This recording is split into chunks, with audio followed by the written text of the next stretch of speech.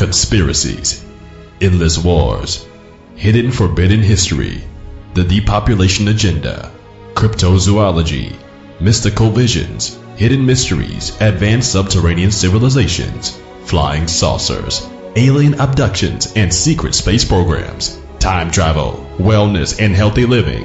Where do you go to find out about these subjects and more? To James Bartley's Cosmic Switchboard Show. That's where. James Bartley will provide cutting-edge information and will interview the top investigators and researchers in a variety of fields.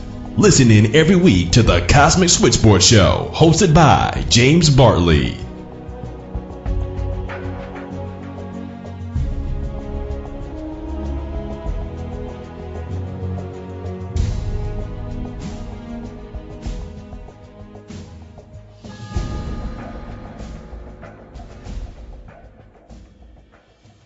Hello again, everybody. This is James Bartley, and you are listening to the Cosmic Switchboard Show. My very special guest today is Freeman Fly. Freeman has lectured extensively on the secret signs and symbolisms of Freemasonry, the ancient astronaut hypothesis, trauma-based mind control, social engineering, government conspiracy, human cloning, technologies of the future, and synchronicity. Freeman, how are you? Fantastic. Thank you, Freeman. Thank you for coming on. I must say at the outset that aside from having me on your show and allowing me to talk about my research, you have also brought me together with my one and only, my true love. She happened to be a subscriber to your show, and she listened to me when I was on your show as a guest, and she contacted me, and away we go. We've been together ever since, and I'd like to thank you publicly for making all that happen. That is awesome. It is. And there's so much to talk about, Freeman, but what are the things that are uppermost in your mind that you feel my listeners could benefit from? Well, we are doing a 9/11 show, and I think that's a really good place to start in the ideas of symbolism and how these things come together, because this is what set me off. Not that I awoke to 9/11. I actually predicted 9/11 using a form of science that I have developed and then vetted and proven over the last 11 years through FreemanTV.com. I'm not a radio show host. I am a scientist that is vetting his science before the public and allowing you to just rip me apart. And so far, I have not had to retract a single thing. So everyone has a 9/11 story. Do you remember what you were doing 9/11? Yes. I remember that I had a funny feeling that morning. I was ill and out of sorts, and I decided to stay home from work. I just didn't feel well, and then I turned the telly on. Lo and behold, I see the burning towers, and then everything just unraveled from there. But I had the intuition to stay home because I didn't feel well that day. Yeah. Strangest thing for me, I began talking about 9/11 in 1998. I began telling people how I had actually set up a scenario that began with the downfall of Bill Clinton and has continued to Hillary Clinton talking about Alex Jones. So what I was saying in 1998 and prior has now just completely fulfilled itself and continues to. So I feel that my 9/11 story is very important, because not to blow my own horn and say, oh, my God, I predicted 9/11. I didn't know I was right. I'll admit that straight out of the top. But I was forming this vision of how our society functions within secret societies, the occult, and politics, and coupling that with, NASA and everything else that we're going to get into today.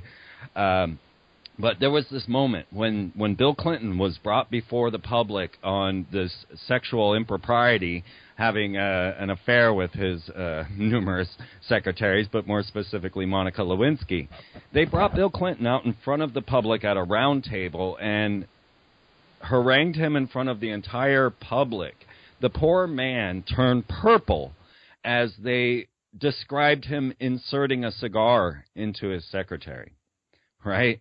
This is something that never, ever would happen. This doesn't happen. He is the most powerful man in the world, and no sane, Secret Service would ever allow, or anybody in charge would ever allow our president to be diminished so much that they are speaking of these type of heinous sexual acts live on television while the president squirms in his seat.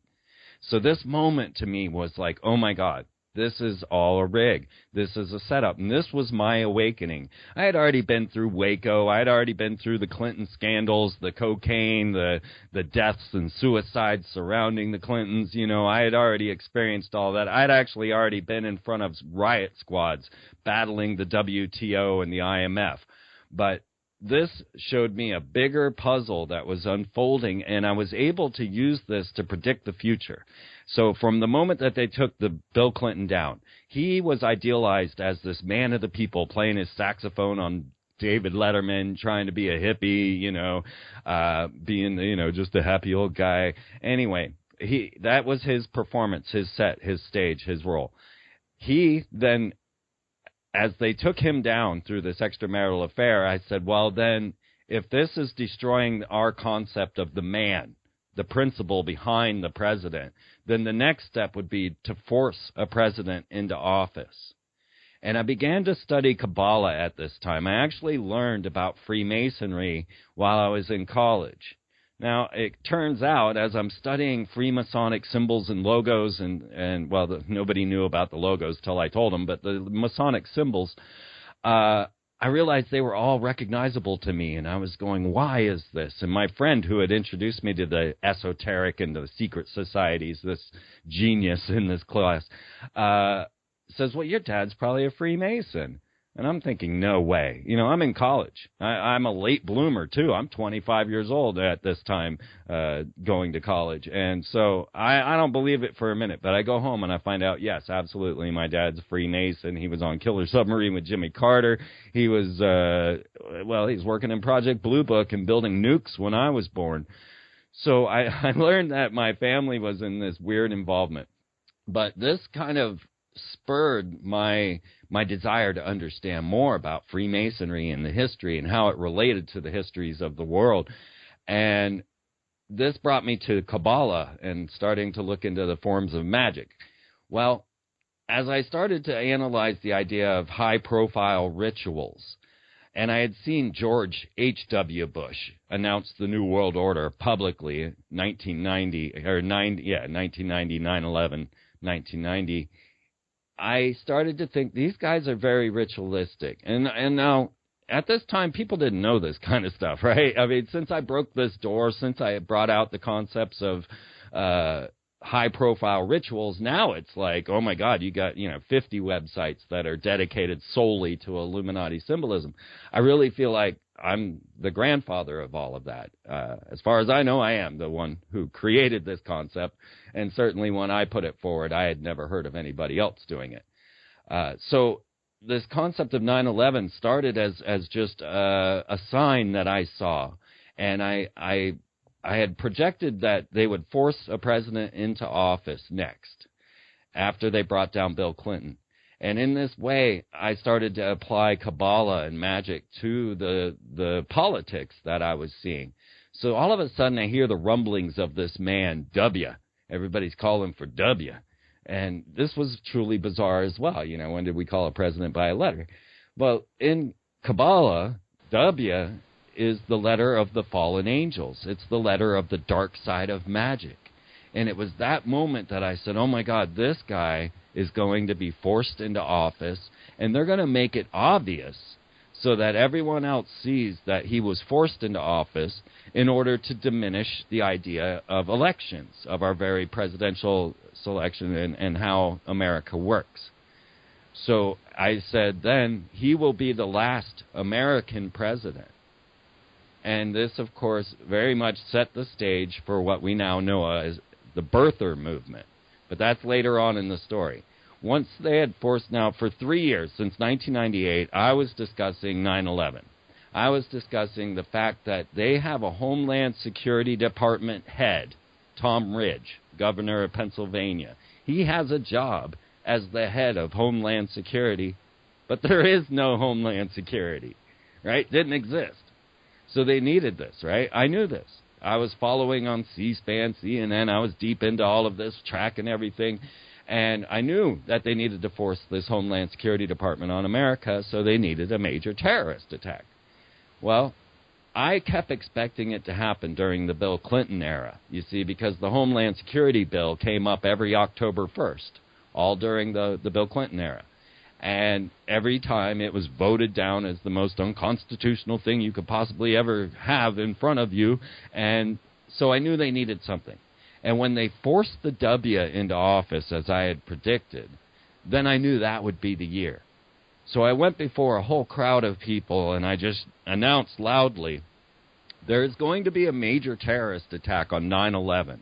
Don't freak out. This is for public reaction. This is just for your reaction. And in this way, I was kind of predicting Alex Jones and the Patriot movement. I was saying, don't do this. I was kind of like, this is going to create this polarity in the society if we all buy into this. And worse than that, if we buy into the fact that America or 9/11 was an inside job, then in the future what they're going to do is take America down using the world courts, using our own research to back up their whole scenario.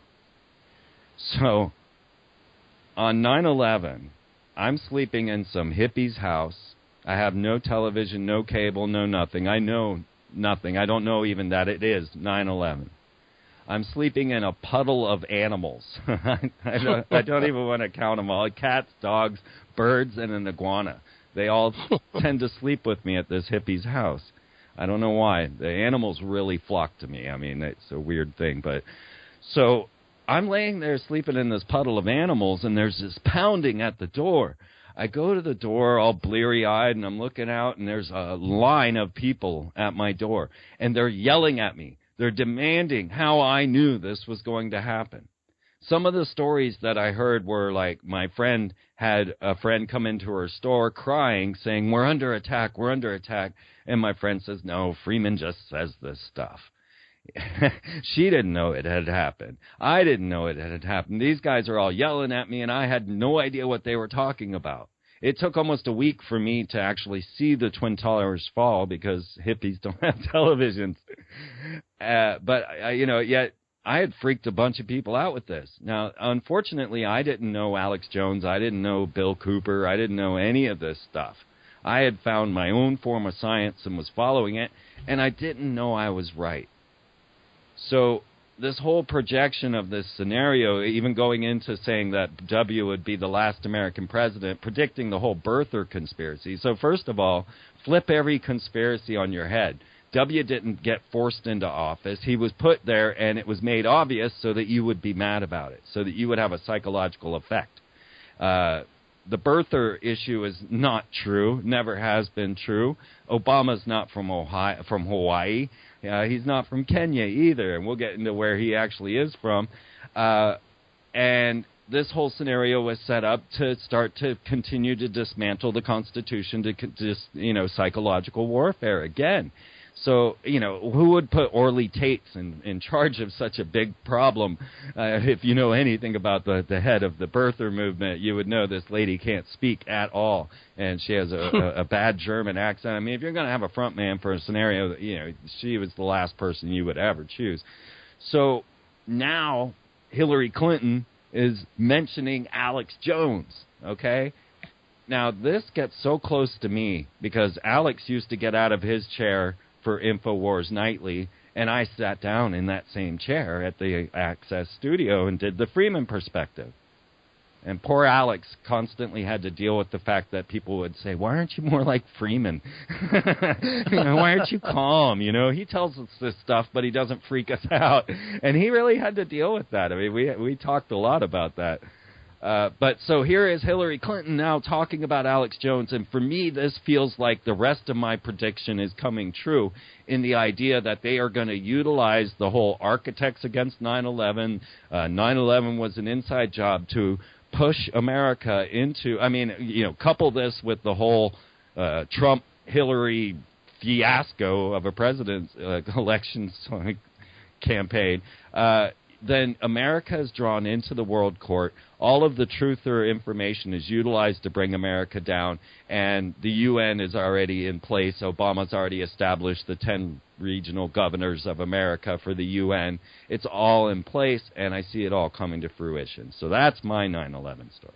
Well, it all makes sense to me, because I remember when George W. Bush popped up, the Diebold electronic voting machine scam and all that stuff, what came out later on about the neocons, a project for a new American century, it definitely had the effect of inflaming a certain element of society that was somewhat switched on, was somewhat aware of the concept of false flag terrorism. So there was definitely, from that point on, this divide that had been created at multiple different levels. So as far as a PSYOP is concerned, it's the mother of all PSYOPs of the recent past. Yeah. You know, the truthers, the people that are awake, don't realize that they were intended. They think there is something opposed to this whole situation. I mean, if you're smart enough to create these scenarios, you obviously plan out and orchestrate each of the sides. And although I don't personally believe Alex Jones is a COINTELPRO, I don't think that he is intentionally being fed false information and being paid to disseminate that information. This is just from my personal relationship of being at the studio at the same time and, you know, getting to know him. I personally think that this is him thinking he's doing the best thing he can for America. And I've spoken with him about it, that this was a whole plan, that you were intended and that you will be used in the end. And so this was, you know, being so contrary to everyone, and then trying to throw in the fact that it's a cult. And you're talking about symbols of fallen angels and Qliphoth and trees of life and Kabbalah, then, you know, then everybody falls off the wire. But soon enough, the world caught on. Part of the divide was the fact that for those who followed Alex Jones and the so-called Patriot movement, if you will, they looked at it more from the usurpation of the Bill of Rights, of the Constitution, of national sovereignty being eroded, et cetera, et cetera. They didn't see so much the grand master plan behind it. They didn't see really the occultic aspect. They may be aware at some level that the so-called elite, the bloodline elite that apparently rules this world, are into these sordid rituals, sordid ceremonial, magical ceremonies, and indulge in all kinds of horrific things. But they almost see it kind of in an abstract sense. They don't realize the degree, the depth, that symbolism, that numerology, so on and so forth, factor into how they create this alternate reality that we're seeing play out in front of us.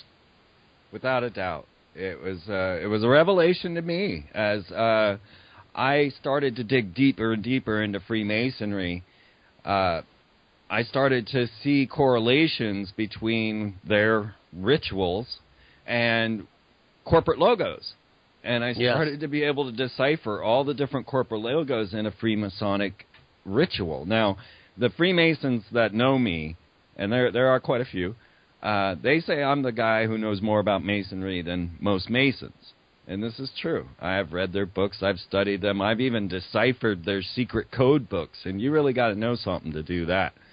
And so this was my place. I just was a vessel for this information. I didn't mean to know any of it. It just my soul ate it up. It wanted it more and more.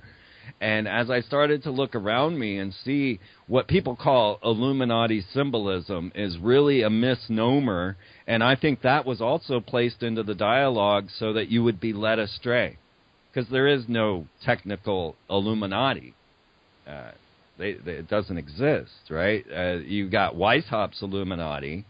You've got aspects of the Illuminati with Skull and Bones, or Scroll and Key, or really the group that claims to be the Illuminati is the Ordo Templi Orientis, the O.T.O. of Aleister Crowley. They're the ones that claim direct descendancy of Adam Weishaupt's Illuminati. Now, when people start talking about that, the Illuminati, it's throwing out this ghost. There's nothing you can hunt. What I can prove to you is Freemasonic symbolism. And I can show you clearly. I've even gone to every Mason temple around the globe, really. I mean, I've been to all 4 continents of Mason temples. And I've documented the corporate heads of all of these corporate logos that I'm showing. So it's a confirmed science. Nothing I say you cannot resource yourself. You can go find what I'm telling you, every word, every bit. I'm not telling you I went to Mars. I'm not telling you I'm on some secret mission. I'm not telling you I'm a whistleblower.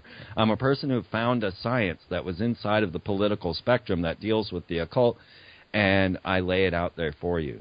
Now, since 9/11, what we've also seen is a whole slew of what's been variously described as false flag attacks, of hoaxed events, scenarios where the corporate media convey this impression of mass slaughter and mass carnage, but the diligent research of certain people, Wolfgang Halbig is one who's really dissected Sandy Hook. He's satisfied, based on his expertise and his understanding, that there were no casualties, there were no children killed at 9/11, rather at Sandy Hook. Nevertheless, the psychological trauma, the effect it has on the public, and then thereafter the predictable bullfrogs chorus for more gun control ensues. And what we began to see is this kind of separation.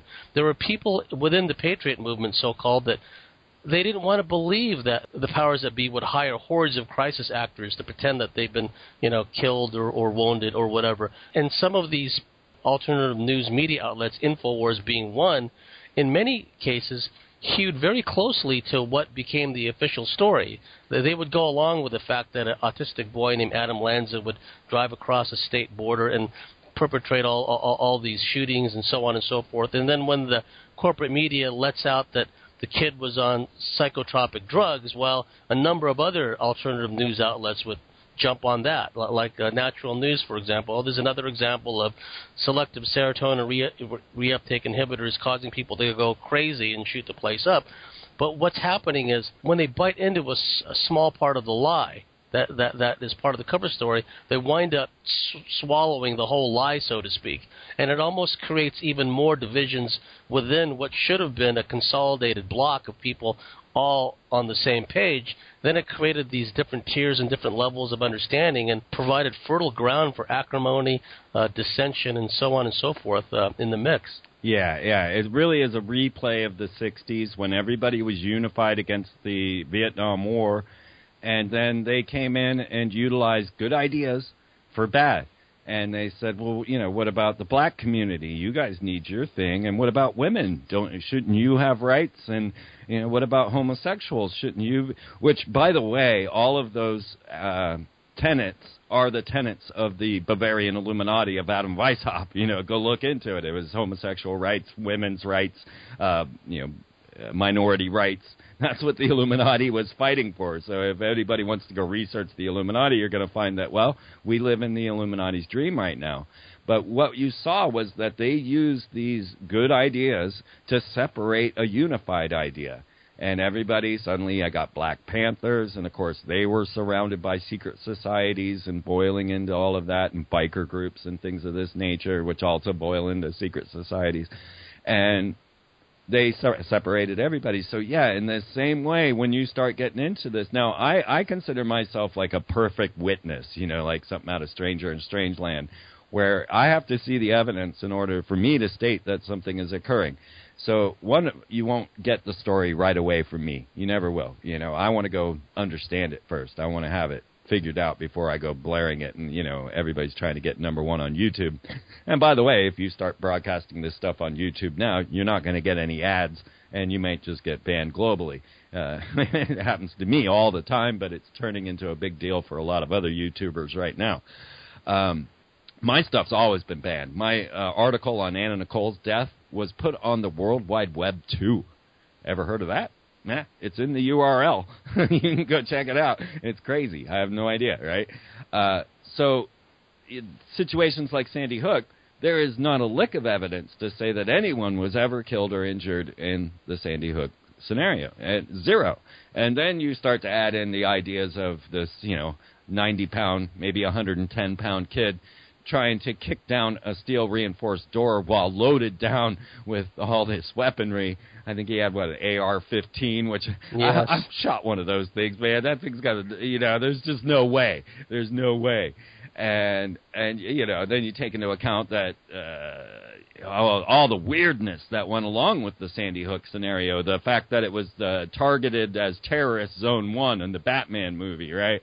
Yeah. And we find out that the special effects guy who made the map, the props guy, actually was born in Sandy Hook and died mysteriously in a car accident, so we can't really find out why he put Sandy Hook on that map.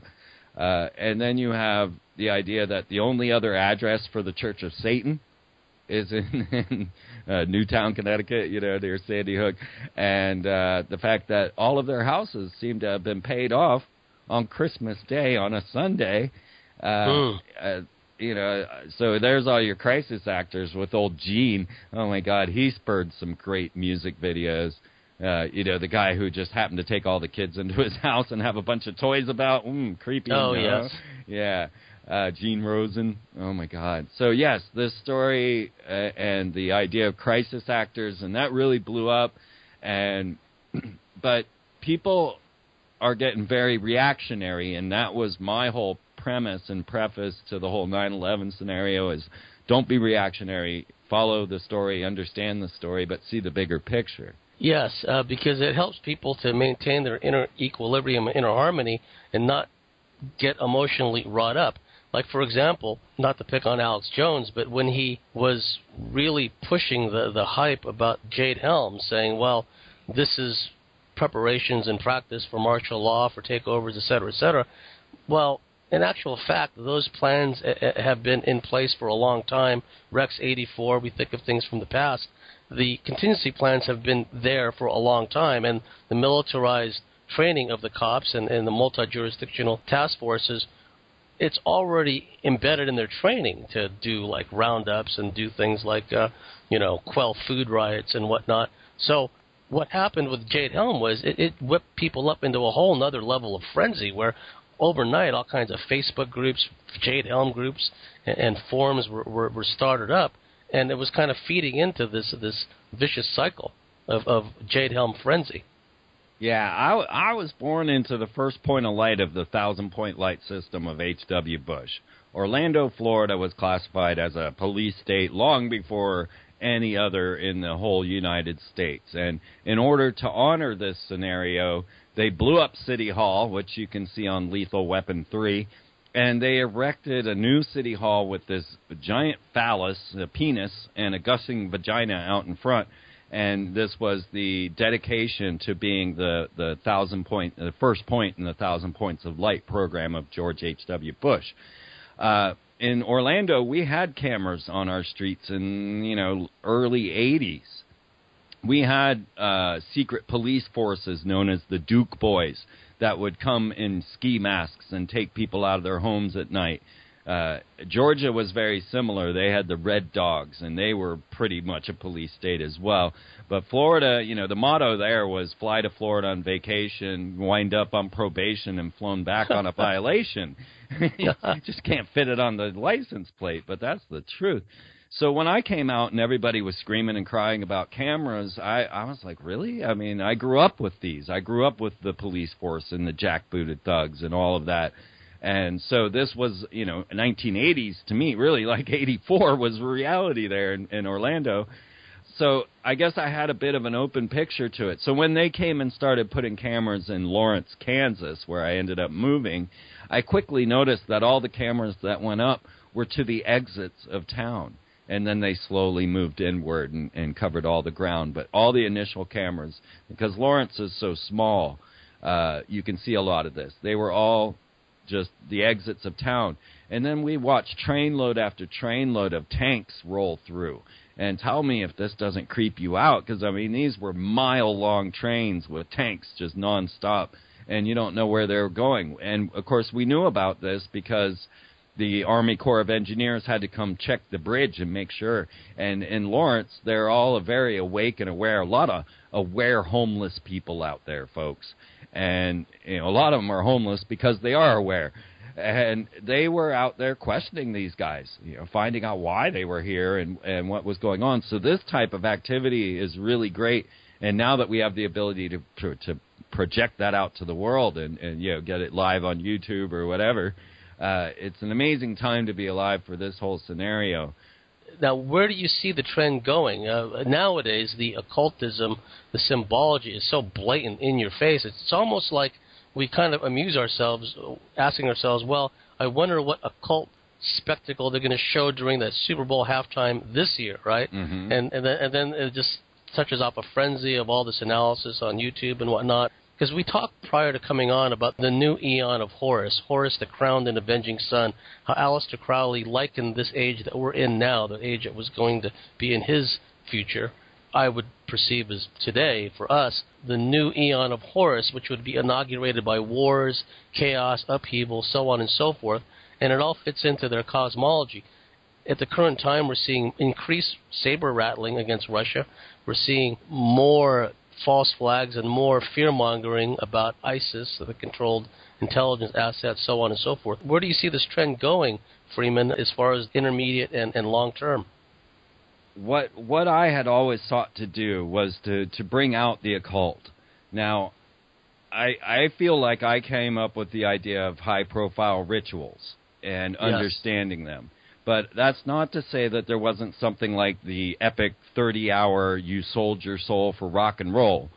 I don't know if you've ever watched, maybe just the 8-hour version, but the 30-hour version will have you believing in Satan. Without a doubt, by the end of that Christian evangelical documentary, you will believe in Satan. All right, but I wanted deeper. I wanted more. That wasn't good enough for me to have people just say, oh, it's Satan. I needed to understand more. There had to be more to this. And I'll give you a game to play. Watch the 30 hours of They Sold Their Souls for Rock and Roll and take a drink every time they mention the CIA or MK Ultra or even Stanford Research Institute. Oh, yes. Yeah, you're going to be a Mormon by the end of this program because you're not going to take a single drink. There's not one mention of any of these things, not one mention of Freemasonry, not one mention of secret societies. It's just Satan, Satan, Satan. This was not good enough for me. I wanted to understand this magic to its core, or at least as much as I could without actually becoming a practitioner of the magic. So when I was talking about Y2K and the Y2K meltdown, I was working at Kansas University at this time and was speaking to the lawyers and engineers about this stuff. I was talking about HAARP and earthquake devices and things of this nature, and they would always go, oh, you can't believe what you read on the Internet. And, I'm talking to them about Y2K, and I'm bringing them in documents that I'm printing off, and they're going, well, I don't believe what I read on the Internet. And I'm like, but this is .gov. This is your government. This is FEMA and the Department of Defense that are telling you to prepare for 3 days in case of this Y2K meltdown. Of course, I'm aware enough to know that the Y2K problem was known about in 1974.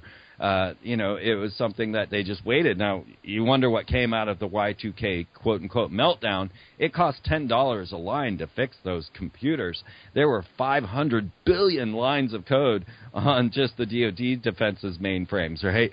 So just do the money, right? It was an incredibly business acumen there, boy. I don't even know who was collecting that $10 a line, but man. But when I was talking to them, I'm like, but this doesn't worry me. It would make me the happiest man in the world if Y2K brought down the banking institutions and all of the crap that goes along with our modern technology. I wouldn't mind that one bit. I'm a rainbow hippie. I live out in the woods, I have no problem with going primitive in the most high-class style, right? So Y2K was nothing for me, but yet the perception of these lawyers and engineers that were listening to me, it was that I was going to be in a bunker somewhere because I was worried about what the DoD and FEMA was telling me to worry about. But I would tell them, no, listen, I'm not worried about that. I'm concerned because they're capping the Great Pyramid with gold. And then they just look at me like I'm a Martian, right? Of course you do. Yeah. Okay, so back at this time, no one thought these type of things. No one was looking for these Illuminati symbols. But I was, and I was very concerned because, the Nova Order Seclorum, the New World Order on your dollar bill, has that eye, the cap, floating above the pyramid. And when it completes, that's when you complete this New World Order. So the capping of the Great Pyramid for Y2K was a major celebration of this. But the capping got canceled. Actually, the headline, December 18th, 1999, USA Today, was Muslims Stop the Freemasons from Capping the Great Pyramid with Gold. Now, you can't get a copy of this paper. If you do, please take a picture and send it to me. I've been looking for it for, 16 years. You can't get it off their website. You can't get it, out of the library. It doesn't exist. You can find the AP and Reuters stories on the capping of the Great Pyramid and the cancellation of that, but you can't get the actual headline of the USA Today because they don't database that newspaper. So this is the type of scenario that I'm talking about. You're looking at one puzzle, but then there's this other puzzle going along with this whole scenario. So when we start to look to our future, what we need to recognize is that these occultists are in charge. They are guiding things, and they are nudging things, and they are using psychological warfare, which is a form of magic, mesmerism, things of this nature to guide us, neuro-linguistic programming. All of these are just scientific terms for magic. I mean, when you think about magic, all right, the very first forms of magic from ancient Egypt were talismans and contracts. So now look at what rules our world. The talismans of the dollar and the contracts of the corporations. Corporations are nothing but golems. They're immortal beings that have no being whatsoever. So start to take that puzzle into this whole scenario and go into the transhumanist immortal world that these guys are believing. They are looking to the ancient past as we see them stealing artifacts out of the Cairo Museum as we storm into Baghdad, or out of the Baghdad Museum. The Cairo Museum's building DNA labs. You start to see how they are forming the world into the future. And if you actually go back, there was an article, and I don't know if it still exists or not, of Hillary's maid that existed back when Bill Clinton was in office, telling how much of a witch she was, like literally doing witchcraft. And having cock rings, if I can use the colloquial term, penis rings and crack pipes, she said, on her Christmas tree. And how she put this big booty goddess out in front of the Oval Office. Now, that part you can confirm. And that they would have these crazy coke sex rituals in the White House. I mean, Reagan was bringing in astrologers. People thought that was crazy, but you get to the Clintons, and it really goes batshit. I mean, it really gets crazy. So I see this whole scenario of a meltdown between this whole election of Hillary and Trump. I mean, this is a complete, total mess. And all of this to bring just the ultimate collapse of America, to bring in this UN control using the 10 regional governors. So like when I was predicting 9/11, I was looking at what they needed and what they were already doing. Just like I predicted when NASA ended, I saw that they were already training with SpaceX. So it was an obvious that NASA was going to go military with their Ares program, because Ares is the god of war, and you can just take the symbolism and the science and put it all together. So with this scenario, we see this whole meltdown of America. Oh, what I was going to say is Obama announced the 10 regional governors. You can go look this up in your news sources, Reuters and everything. The 10 UN regional governors. So, as Alex Jones was fear-mongering everybody, well, we'll have 10 regions. Of course, that also goes way back. Christian evangelists, have been talking about, Christian patriots have been talking about these UN regions for a long, long time. Well, now those men exist. And so, therefore, you can say, okay, they need a scenario to make this occur. Just like they did with 9/11 needing Homeland Security, they already had Tom Ridge. Why have a head of something that doesn't exist? So in the same way. I see this whole meltdown. I see us, America, going into the world court, our architects for 9/11 truth, bringing down the American government, and realize that George W. Bush and the Bush family and all of these cronies, they already have all of their ranches down in Paraguay, down next to where Mengele was growing that town of twins, of blonde, blue-haired yes. twins. That's where, that's where they're going, which also is the place where they're making glow-in-the-dark sheep and cats and, and goats and stuff down there in Paraguay and Uruguay. So that's where they're all going. They've already got, you can go check out the Bush Ranch and find out. It's there in Paraguay, where the Nazis all went, folks. So when this whole thing crumbles and we have the next Nuremberg trials, guess who gets to fly out and go live in Paraguay? All right. So it's the writing's on the wall. And what you've done, Freeman, as far as highlighting to the listeners the occultic nature of all this, that these elite, these hybrid bloodline elite, they seem to be worshiping something other than themselves. I mean, they are supreme narcissists, supreme sociopaths and psychopaths, but they know that there seems to be a pecking order, that they have fealty and allegiance and in some measure draw power from these unseen forces, which the Gnostics and others have talked about throughout the ages. Because there's still this element within largely the Patriot community, a lot of what I call surface-level truthers, where they seem to draw a sense of satisfaction thinking that, well, we're just up against power-mad bankers. They're humans. They put their pants on one leg at a time just like we do. They have these funky and weird and sometimes sordid belief systems, which include ritual murder, so on and so forth, but really they're just like us. And so it's almost like they draw this false sense of comfort from that. And despite the fact that people like yourself and now increasingly others are putting that symbolism and putting the occult ceremony in their faces, there's still this reluctance, this default setting, which holds that we're still just up against power-mad, erratic, unbalanced people. So I really want to compliment you on the fact that you're bringing out the fact that there is this darker matrix largely hidden from the visible spectrum at play here. Yeah, people don't believe in magic. I mean, they're definitely building it into the next generation with Harry Potter and all of the, oh my God, the Disney stuff. Oh, yes. Lordy. Getting to the Rick Riordan stuff, guys, check this stuff out because it's trauma to your children. I highly recommend you read, the Red Pyramid before giving it to your child and things like that because it really is trauma-based. Mind control. We were asked, what would we see out of Katy Perry at the Super Bowl? And when I say we, I'm talking about my ex-girl, Jamie, who was composing Weird Stuff, our magazine book that outlines all of these high-profile rituals. So if you want to get into it, Weird Stuff is a great book to really open the door, and it's a tool for you to share this information with your friends because they see Beyonce, they see Taylor Swift, they're like, oh, what is this, Lady Gaga, So it helps you to teach them a thing or two.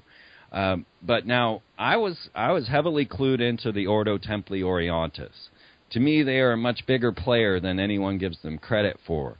And we know that they were highly written into all of our sex, drugs, and rock and roll. As Crowley, as you were saying, the idea of the age of Horus, the crowned and conquering child, the idea that we are but these babes in the woods that are just, after our sensual needs, and we'll start wars over soccer games, is basically what Crowley was saying. He also got heavily into what transhumanism would become.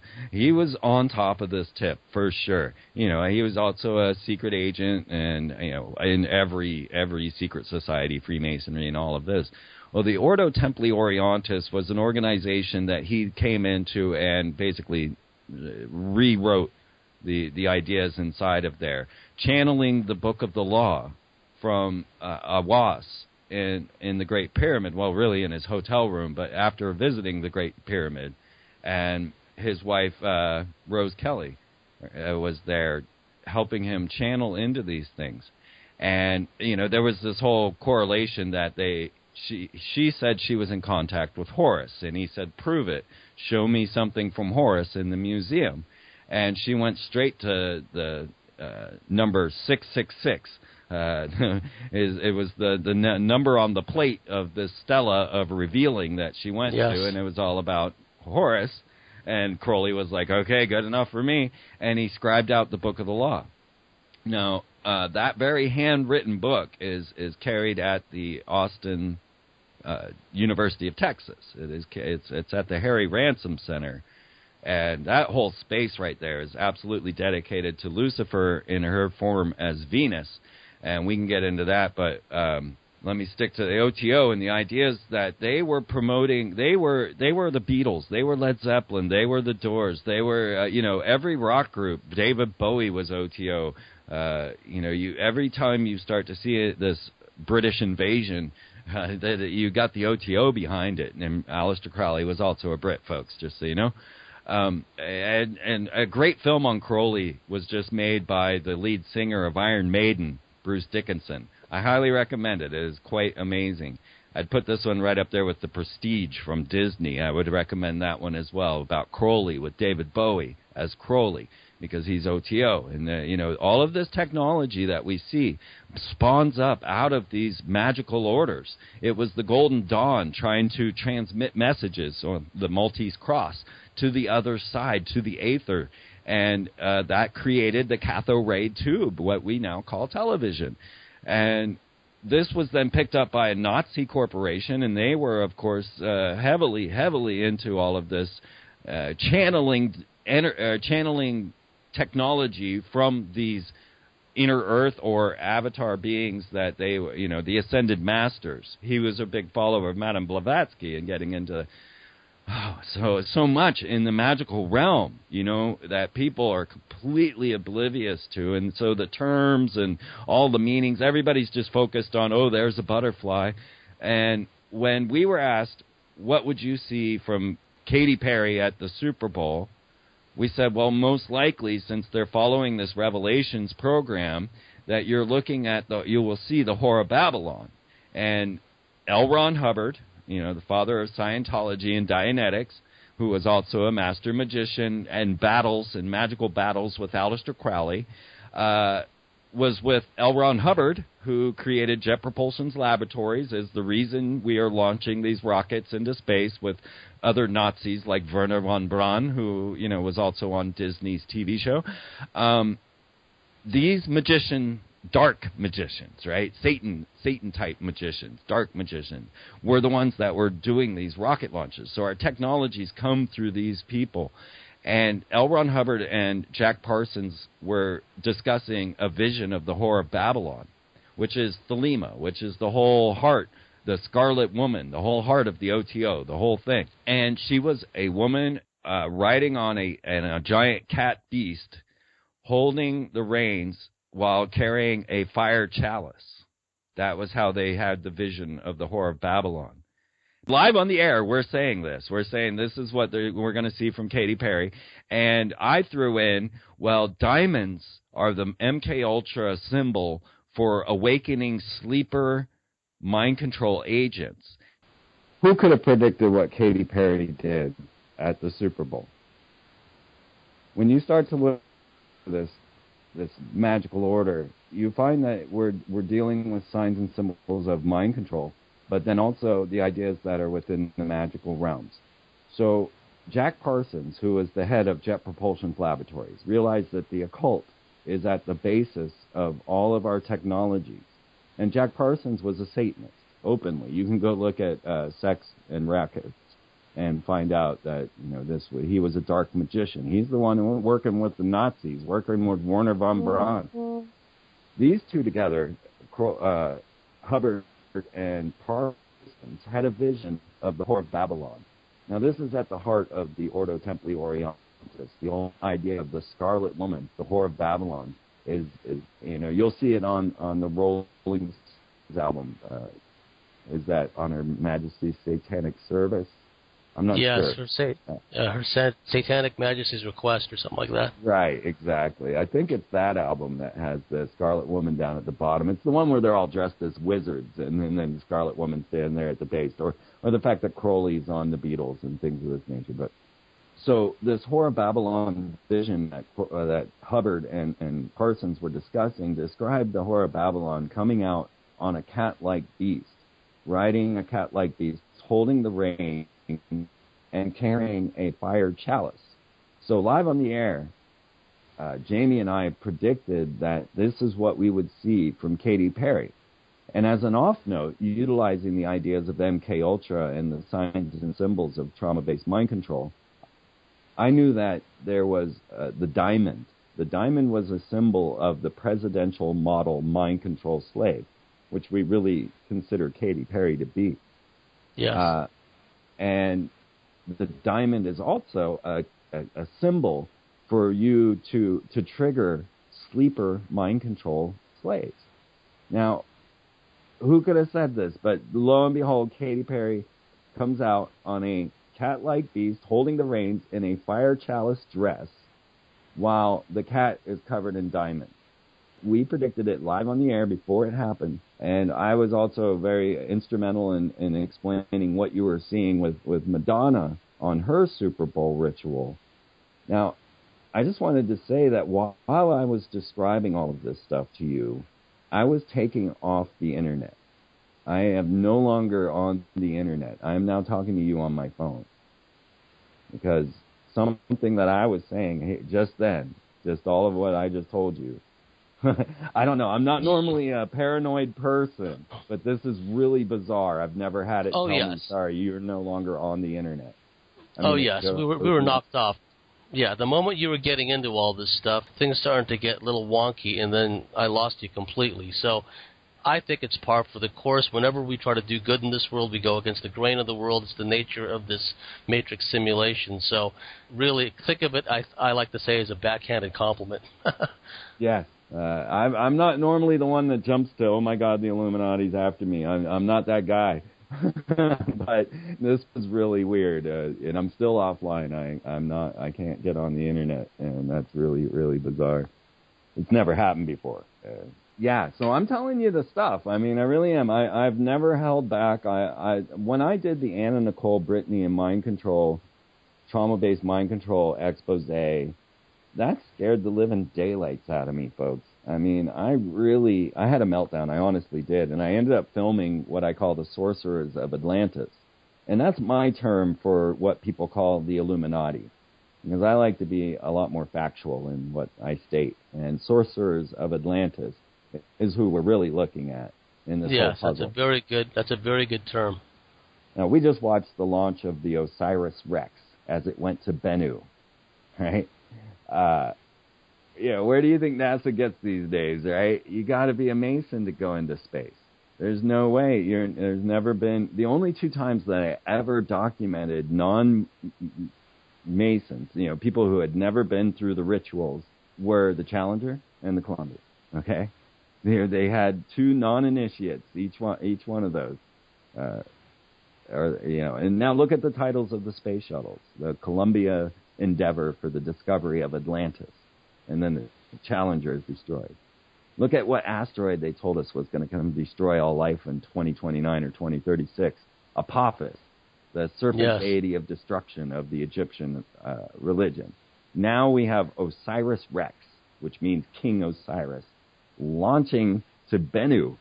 And Bennu is an asteroid, but Bennu is the Egyptian word for phoenix. It's the death and resurrection.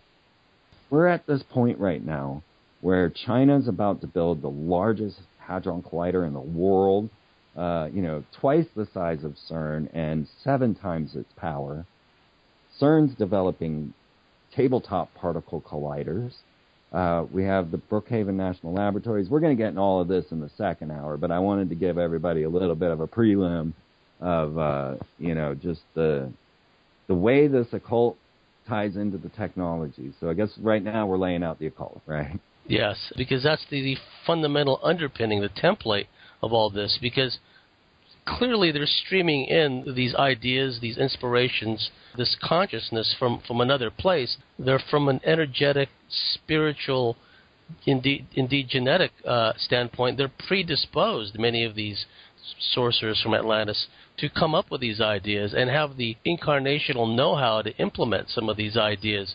So really what we're seeing is a continuation of something that's been going on, manifesting through all these people, like you mentioned, Jack Parsons and L. Ron Hubbard. Yeah. Here's the point, is that I'm not the one to come out here and say, oh, my God, magic and the occult and the esoteric are evil. Stay away. Don't read it. Don't look at it. That's not me.